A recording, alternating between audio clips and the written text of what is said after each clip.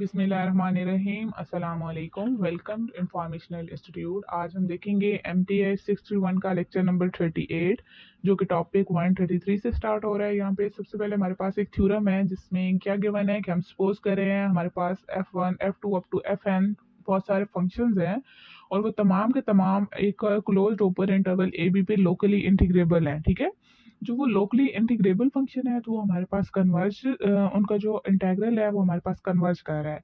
उसके बाद हमने क्या किया है कि हम बहुत सारे कांस्टेंट ले रहे हैं C1 C2 up to Cn, और वो जो कांस्टेंट है जब हम अपने फंक्शन के साथ मल्टीप्लाई करेंगे, उनको एडअप करेंगे, उसके बाद इंटीग्रल अप्लाई करेंगे तो वो हमारे पास कन्वर्ज करेगा। ठीक है, यहाँ तक तो हमारे पास थ्योरम की जस्ट एक इंफॉर्मेशन गिवन थी। जो चीज़ हमने प्रूव करनी है वो नेक्स्ट है। फर्दर मोर हमने प्रूव क्या करना है कि जब हम उन फंक्शंस के साथ कांस्टेंट को मल्टीप्लाई करके उनको ऐड अप करके इंटीग्रल अप्लाई कर रहे हैं तो वो किसकी इक्वल आएगा कि अगर हम फंक्शंस को इंटीग्रल अप्लाई करें, उनको कांस्टेंट से मल्टीप्लाई करें और उसके बाद ऐड अप करें। ठीक है, यहाँ पे यही चीज़ गिवन है ना कि एक साइड पे उन्होंने कांस्टेंट को पहले फंक्शन से मल्टीप्लाई किया हुआ है, उनको ऐड अप किया और उसके बाद इंटीग्रल अप्लाई किया, तो वो किस चीज़ की इक्वल आ रहा है? C1 integral a to b f1 of x dx। और इसी तरह तमाम के तमाम जो हमारे पास फंक्शंस थे उन पे इंटीग्रल लिया, उसके बाद कांस्टेंट को मल्टीप्लाई किया और उनको ऐड अप किया। तो इसका प्रूफ हम किस तरह करेंगे कि हम देख रहे हैं हमारे पास जो भी लोकली इंटीग्रेबल फंक्शन होते हैं उनमें हमारे पास जो ओपन इंटरवल होते हैं जिस तरफ से उस पे वो हम किसी ना किसी लिमिट पे अप्लाई करते हैं और उस तरह लेते हैं। तो यहाँ पे हमारे पास जो लिमिट अप्लाई होगी वो b ओपन है, हमारा इंटरवल b की साइड से, तो हमने लिया limit c approaches to b negative और हमने उस सेंस में अपना इंटीग्रल लिखा। हमारे पास क्या था? Integral a to c C1 F1 plus C2 F2 up to Cn Fn of x dx, और ये इक्वल आएगा C1 integral a to c F1 of x dx plus C2 integral a to c F2 of x dx। ठीक है, यहाँ तक तो हमारी वही स्टेटमेंट ऊपर वाली आ चुकी है। ठीक है, हमने जो C से लिखी है, लेकिन नीचे क्या कह रहे हैं? Letting C approaches to B from left side या B नेगेटिव यील्ड्स द स्टेटेड रिजल्ट। अब जब इसी इंटीग्रल पे हमने जो प्रूफ में लिखा है, क्योंकि हमारे पास गिवन था कि हमारा फंक्शन जो है वो लोकली इंटीग्रेबल है और उसके बाद हमारा फंक्शन कन्वर्ज कर रहा है, तो हम यहाँ पे लिख सकते हैं ना, हमारा जब फंक्शन कन्वर्ज कर रहा है तो वो किसी ना किसी लिमिट को ही कन्वर्ज करेगा।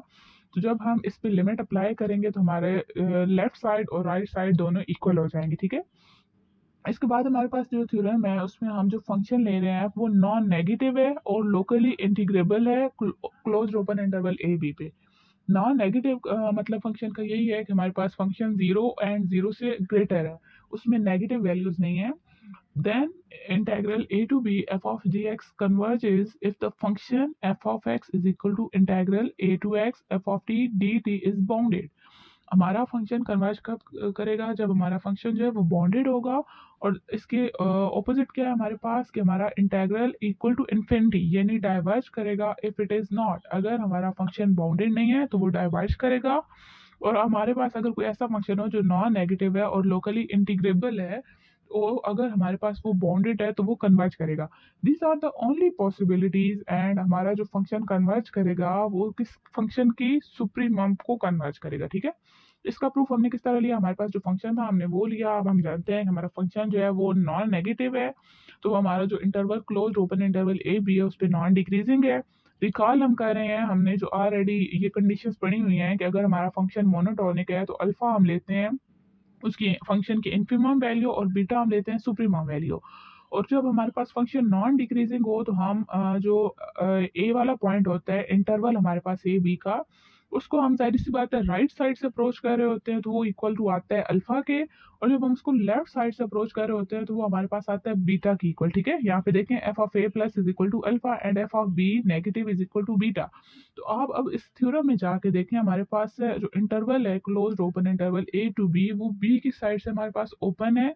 तो यानी हमारे पास जो फंक्शन की वैल्यू हम एफ ऑफ बी नेगेटिव लेंगे ना लिमिट में, तो वो किसकी इक्वल आएगी? बीटा। एंड बीटा हमारे पास किसकी इक्वल है? जो हमने रिकॉल किया that is the supremum of F of X. तो एक चीज तो हम इसी रिकॉलमेंट से प्रूव कर चुके हैं। ठीक है, उसके बाद हमारे पास क्या कह रहे हैं कि सिमिलरली अगर हमारे पास एफ नॉन पॉजिटिव हो और उसका इंटेग्रल जो है वो कन्वर्ज कर रहा हो तो हम उसको किस तरह लिखेंगे? Integral A to B F of D X is less than minus infinity. ठीक है, यहाँ पे जो है ये ग्रेटर देन का साइन है, यहाँ पे लेस देन का साइन आता है। और ये इसलिए है कि अगर हमारे पास कोई भी नॉन पॉजिटिव फंक्शन हो, ठीक है, यानी जिसकी वैल्यू हमारे पास माइनस में हो, तो वो कन्वर्ज करेगा और वो कन्वर्ज करेगा माइनस इन्फिनिटी से लेस, ठीक है। इसी तरह जब हम कन्वर्जेंस डिस्कस करते हैं तो हम इसी तरह करते हैं ना कि लेस देन माइनस इन्फिनिटी या प्लस इन्फिनिटी। तो यहाँ पे भी हम नॉन पॉजिटिव वैल्यूज हैं तो वो जाहिर सी बात है माइनस इन्फिनिटी से लेस हम लिखेंगे, because a divergent integral of this kind can only diverge to minus infinity, ठीक है। ये चीज आपको क्लियर हो गई है? अगर आपको कुछ भी समझ ना आए तो आप कॉमेंट सेक्शन में पूछ सकते हैं, ठीक है।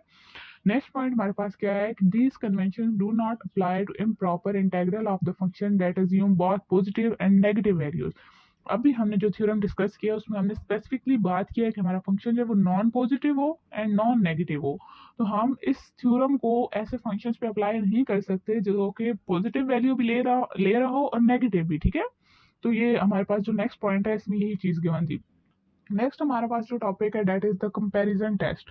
इससे ऑलरेडी आपने कैलकुलस में कंपैरिजन टेस्ट पढ़ा होगा, हमने रियल एनालिसिस 1 में कंपैरिजन टेस्ट पढ़ा था, तो इस चीज़ से तो आप अच्छी तरह इंट्रोड्यूस होंगे। अब हम जो कंपैरिजन टेस्ट पढ़ेंगे that is in the form of locally integrable function.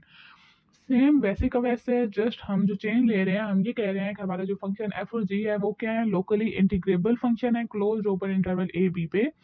तो सेम वही कंडीशंस है हमारे पास कि अगर हमारा function F of x is less than और equal to ji of x, ठीक है।